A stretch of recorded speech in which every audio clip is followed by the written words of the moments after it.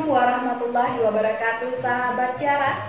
Aceh Utara, rumah duafa yang mangkrak di Aceh Utara kini menjadi atensi dari banyak pihak.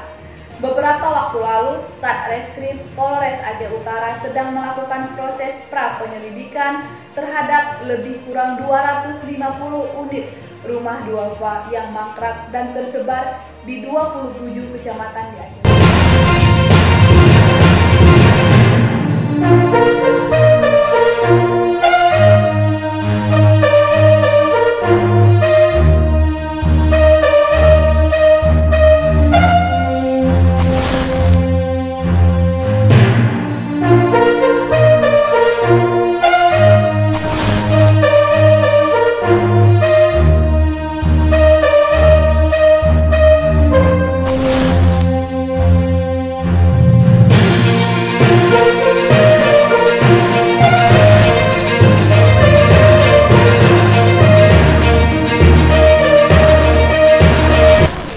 Yang dibangun oleh Baitulmal Aceh Utara dengan senilai 40 juta rupiah, per rumah tersebut baru diselesaikan pembangunannya sekitar 80%. Rumah duafa ini belum selesai sejak tahun 2021 sampai dengan saat ini.